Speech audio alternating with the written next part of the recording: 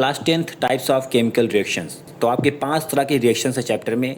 Number 1 combination reaction, number 2 decomposition reaction, number 3 displacement reaction, number 4 double displacement और number 5 oxidation and reduction reaction. Combination reactions में दो या दो से अधिक सब्सटेंसेस मिलकर कुछ एक छोटा सा कंबाइन होकर नया बनाते हैं। जैसे मैग्नीशियम ऑक्सीजन के साथ मिलकर MgO मैग्नीशियम ऑक्साइड का फॉर्मेशन करता है। H2 गैस O2 गैस के साथ मिलती है तो H2O पानी का फॉर्मेशन होता है।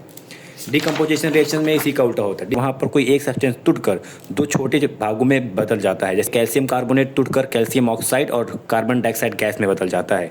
जैसे AgCl सिल्वर क्लोराइड, इसको अगर हम लोग सनलाइट में रखते हैं तो वो सिल्वर मेटल और क्लोरीन गैस में टूट जाता है और इस चीज़ का यूज़ हम लोग ब्लैक एंड वाइट फोटोग्राफी में करते हैं। ठीक ऐसे अगर हम लोग पानी में H2O में इलेक्ट्रिसिटी पास कराते हैं तो वो हाइड्रोजन गैस और ऑक्सीजन गैस में कन्वर्ट हो जाता है। Most of the combination reaction जो है एक्सोथर्मिक होता है, वहाँ पर हीट निकलती है, और most of the decomposition reaction जो है इंडोथर्मिक होते हैं, वहाँ पर हीट हमें देना पड़ता है। जहाँ पर एक सब्सटेंस एक कोई एलिमेंट दूसरे को हटाकर उसकी जगह ले लेता है, इसलिए इसको डिस्प्लेसमेंट रिएक्शन बोलते हैं। जैसे कॉपर सल्फेट का रिएक्शन अगर हम लोग जिंक के प्रेजेंस में करते हैं तो जिंक जो है कॉपर को हटाकर उसकी जगह ले लेता है और जिंक सल्फेट का फॉर्मेशन करता है और कॉपर मेटल जो है अलग से निकल जाता है।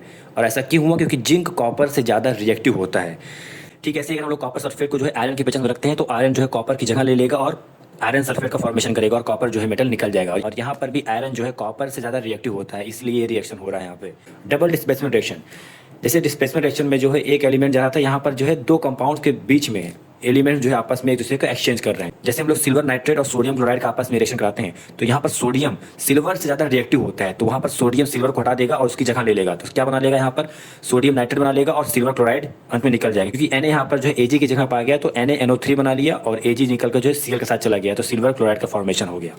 ठीक है, ऐसे ही बैरियम क्लोराइड का अगर हम लोग सोडियम सल्फेट के साथ रिएक्शन कराते हैं तो वहाँ पर सोडियम जो है बैरियम से ज़्यादा रिएक्टिव होता है, तो सोडियम उसकी जगह ले लेगा तो सोडियम क्लोराइड बना लेगा और अंत में Ba जो है SO4 के साथ रिएक्शन करके बैरियम सल्फेट बना लेगा, जो कि व्हाइट PPT के फॉर्म में होता है। Most of the double displacement reaction में जो है PPT का फॉर्मेशन होता है, प्रेसिपिटेट का फॉर्मेशन होता है, जो कि नीचे बैठ जाता है। आखिरी में ऑक्सीडेशन और रिडक्शन, यहाँ पर जो खाना खराब होता है हमारा ऑक्सीडेशन की वजह से होता है। तो addition of oxygen to a substance is called oxidation. जहाँ पर ऑक्सीजन अगर जुड़ जाता है तो अगर किसी कंपाउंड में ऑक्सीजन जुड़ गया तो ऑक्सीडेशन हो गया यहाँ पर, और अगर ऑक्सीजन को निकाल लेते हैं तो रिडक्शन हो जाता है। या फिर इसका उल्टा बोल लो, अगर हाइड्रोजन जुड़ गया तो रिडक्शन हो जाएगा और अगर हाइड्रोजन निकल गया तो ऑक्सीडेशन हो गया। फॉर एग्जाम्पल, अगर हम लोग कॉपर ऑक्साइड का रिएक्शन हाइड्रोजन की प्रेजेंस में करते हैं और हाइड्रोजन कॉपर से ज़्यादा रिएक्टिव होता है तो यहाँ पर हाइड्रोजन कॉपर को हटा देगा और खुद जुड़ जाएगा ऑक्सीजन के साथ। यहाँ पर H2O का फॉर्मेशन हो गया और कॉपर मेटल जो है अलग से निकल गया।